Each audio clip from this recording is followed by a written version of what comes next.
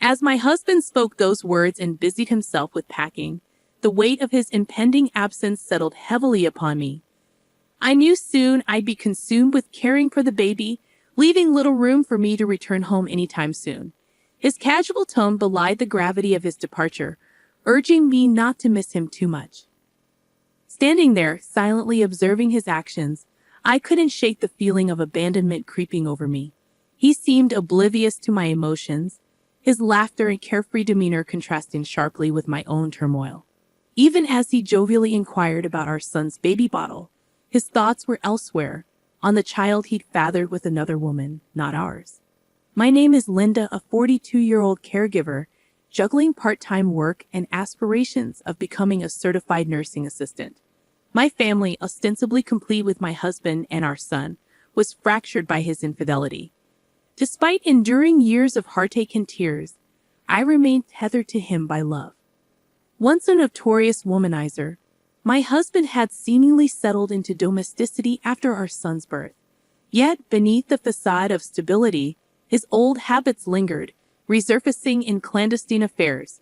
Robert, our son, on the cusp of adulthood, was the center of my world, his impending departure for college both a source of pride and anxiety. Amidst the chaos of our lives, suspicions gnawed at me, fueled by the telltale signs of his infidelity, lingering scents of perfume, stray hairs, and unexplained absences. Despite my intuition, I lacked the courage to confront him, choosing instead to endure in silence. Then, during a seemingly ordinary family dinner, the truth threatened to unravel. In a rare moment of candor, fueled by alcohol, my husband's words betrayed his guilt. As he marveled at Robert's growth, his clumsy attempts to connect only served to deepen the chasm between us. Caught off guard by the sudden shift in conversation, I realized that our fragile facade of familial bliss was on the brink of collapse. As my husband uttered those shocking words, both Robert and I exchanged wary glances, suspicion clouding our expressions. With a gulp, he drained the remainder of his beer, his next revelation hanging heavily in the air. "The thing is," he began, his voice faltering slightly, "my girlfriend is pregnant." The room fell into an eerie silence, the weight of his confession leaving us stunned. Girlfriend? Pregnant? It seemed incomprehensible, nonsensical. I couldn't help but emit a dry, incredulous laugh. "You must be joking," I retorted, disbelief coloring my tone. "You've clearly had too much to drink today." But he persisted, his words weighted with a disturbing sincerity. "No, it's true," he insisted, his admission chilling me to the core. "We've been together for a year now, and it seems we've accidentally created a baby." In a flurry of panic, I rose from my seat, instinctively shielding Robert from the sordid revelation unfolding before us. His young face remained blank, untouched by the gravity of his father's words. "Robert, go to your room," I urged, desperation seeping into my voice. "This isn't a conversation for you to hear." But my husband interjected, callously disregarding my plea. "No, let him stay," he countered, his indifference to our son's innocence cutting through me like a knife. This might be the last time we're all together. Enraged, I couldn't contain the fury rising within me. "How can you say that?" I exclaimed, my voice trembling with anger. "Our son doesn't need to be exposed to this, especially now." In a sudden surge of protectiveness, I enveloped Robert in a tight embrace, seeking solace in the warmth of our bond. He clung to me, his vulnerability palpable amidst the chaos unfolding around us. But my husband remained unmoved, callously continuing his confession. "I will be coming home for a while," he stated matter-of-factly. "I'll be helping her raise the baby, you know." His words washed over me in a dizzying whirlwind, the magnitude of his betrayal finally sinking in. So he had a mistress, and they were expecting a child. And he had chosen now, on the precipice of the baby's birth, to divulge the truth to us. I struggled to comprehend my husband's inexplicable behavior, feeling as though I was on the brink of losing my grip on reality. Over 2 decades of shared life together seemed to unravel before my eyes, leaving me reeling in disbelief. Despite the moments of resentment that punctuated our years together, witnessing him care for Robert always reassured me of his commitment as a father. But now, faced with the sudden revelation of his affair, I couldn't fathom how he could so callously discard the trust and bond we had painstakingly built. "That's how it is," he announced nonchalantly, as if it were the most natural thing in the world. "I'll be heading to her place this weekend and need to get ready." As he began to pack his belongings with a casual demeanor, a sense of devastation settled over me, the ache in my heart growing with each item he placed into his backpack. Lost in my turmoil, his cheerful inquiry about baby bottles used by Robert pierced through the heaviness in the room. Silently, I shook my head, unable to muster a response. Yet, amidst the wreckage of our shattered marriage, there remained one precious memento. It wasn't intended for him or his mistress. It was a token meant for the future, a testament to the shared joys and challenges of parenthood that my husband and I had hoped to revisit together. As he departed the room, dismissing the sentimentality of our shared memories, I couldn't help but wonder if he had truly forsaken us. Did he just abandon us? Robert's voice trembled with unshed tears, echoing the question that lingered unspoken in my own heart.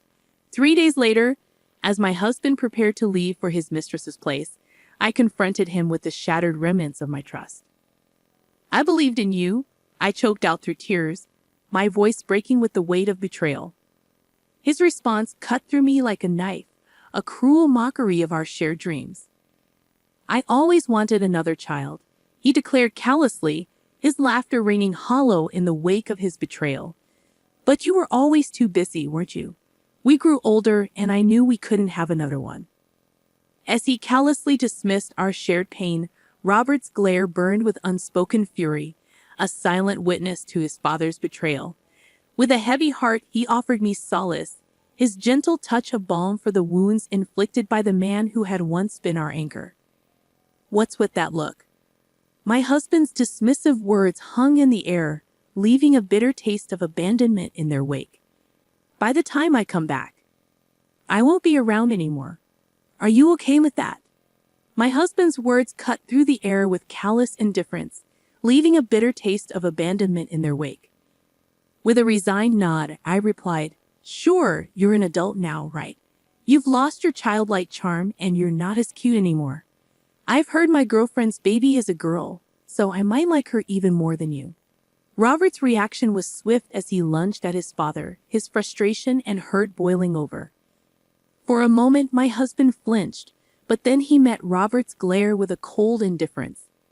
"Ah, she's so young and cute, unlike you guys," he retorted dismissively. "I'm really looking forward to our future together." The truth hung heavy in the air as Robert spoke up, his voice laced with resentment. "Yeah, I get it now. You're the worst dad. At least now both Mom and I can make up our minds. We know what to do." Joining Robert's side, I added my voice to his defiance. "You should know that there will be no home for you to return to anymore." My husband, visibly annoyed, shook off Robert's grip and departed without so much as a goodbye, leaving behind a void where our family once stood united. But we refused to remain passive in the face of his betrayal. Already we had begun to strategize, laying the groundwork for our next steps. About 2 weeks later, my husband called, his laughter grating against my frayed nerves as he spoke of the smoothness of raising their daughter. He even had the audacity to send a photo of the mistress cradling the child, igniting a simmering rage within me. Unbeknownst to him, his careless actions had unwittingly provided us with the evidence we needed to move forward. I saved the photo and commenced recording the conversation, marveling at my husband's astonishing lack of foresight. Right on cue, his mistress seized the phone and initiated the dialogue. "Are you the wife?" she inquired, her tone betraying a hint of smugness. "I'm sorry I've taken your husband all for myself, but it can't be helped since we have a child together now, right?" I couldn't help but scoff at her audacity, masking my disbelief with a disarming reply. "Lol, yes, raising a child can be tough. I'm so glad you're understanding. When I first heard about you from your husband, I just thought you were a weak person who couldn't do anything but cry. But that's not how you sound at all." As her words washed over me, a wave of realization dawned. So this was what my husband had been saying about me to his mistress. Once, such disparaging remarks would have wounded me deeply, but now they elicited nothing more than a fleeting indifference. The love I once harbored for my husband had long since dissipated. Summoning my resolve, I addressed her pointedly. "You knew my husband was married with a child, and yet you still pursued him, right?" Her response was laced with a thinly veiled excuse, attempting to shift the blame onto my husband's deceit. "I didn't know at first," she protested.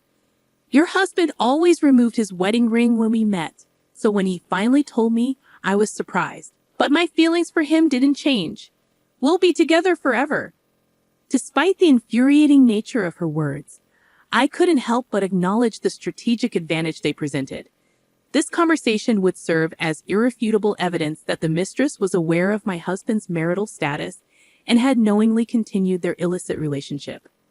While her lack of remorse and cavalier attitude grated on my nerves, I knew that this calculated indifference would ultimately work in my favor.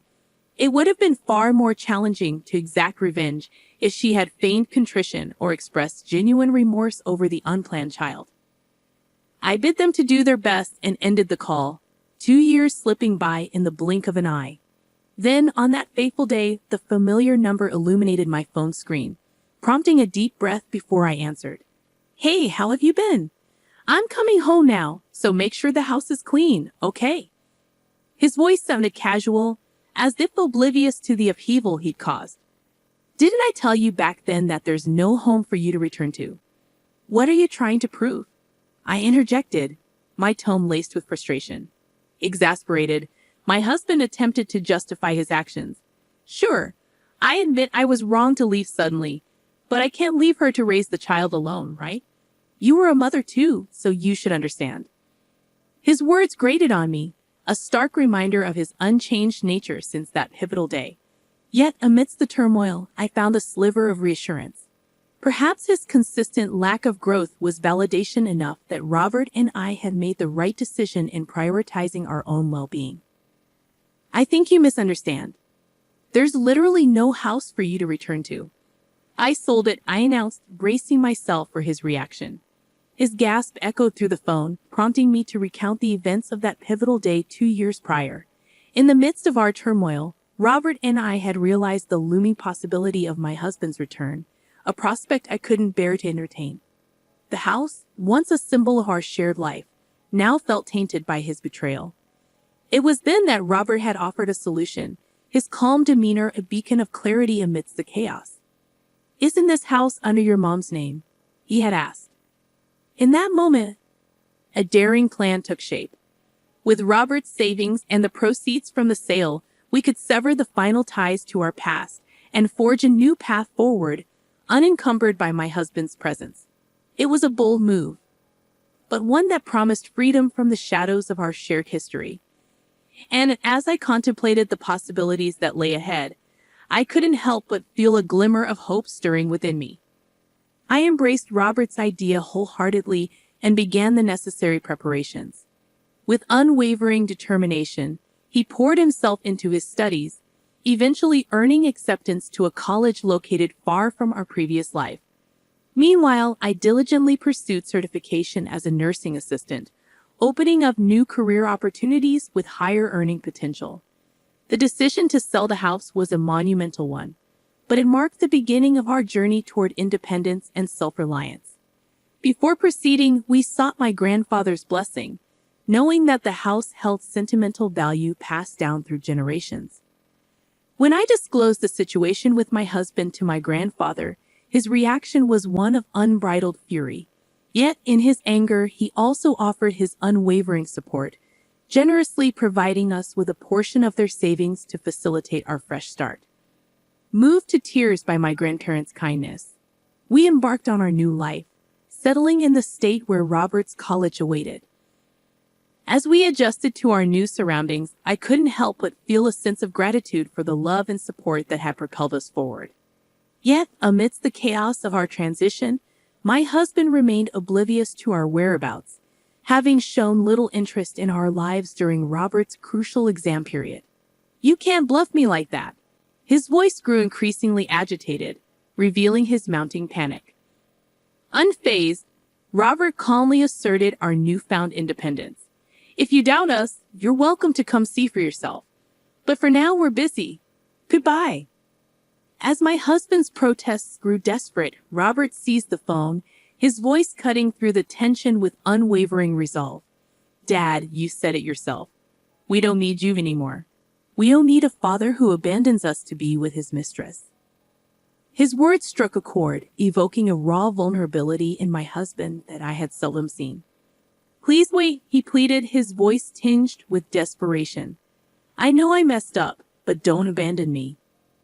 I reclaimed the phone from Robert, steeling myself to deliver the final blow. You may not agree to a divorce, but we're moving forward with the preparations anyway, I asserted, my voice firm with resolve.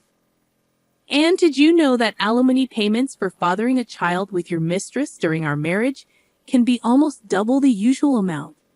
Better start preparing for that. Without waiting for my husband's response, I ended the call, rejecting his subsequent attempts to reach out. I had no desire for further stress. From now on, he would bear the financial burden of raising a child with his mistress, while supporting me with alimony payments. My husband had always been reliant on me, lacking real skills and showing little initiative in household chores. His absence left behind a trail of untended messes, a stark reminder of his dependence. I couldn't envision his relationship with his young lover lasting, given his track record of irresponsibility. Speaking my mind had lifted a weight off my chest, and I took a deep breath, feeling lighter despite my exhaustion. Robert's concern for me was evident, but I reassured him with a forced smile. I'm fine, I assure him. Let's go out and eat something you like today. His worry lingered, but he attempted to maintain a cheerful demeanor for my sake. I found his consideration endearing, his debate over dinner options melting away my worries. Despite the challenges we faced, I was determined to create new happy memories with my son in our unfamiliar surroundings. As I pondered our future, a sense of optimism washed over me. Robert's kindness and concern for me touched my heart, but I knew I needed to prepare him for a future of independence. Teaching him to cook would be a priority, ensuring he could fend for himself when the time came. With my husband out of the picture, I no longer felt lonely. As I envisioned our future together, a laugh bubbled up from within me, a sense of freedom and clarity washing over me. With him gone, I could now live the rest of my life with a clear conscience, unburdened by the weight of his presence.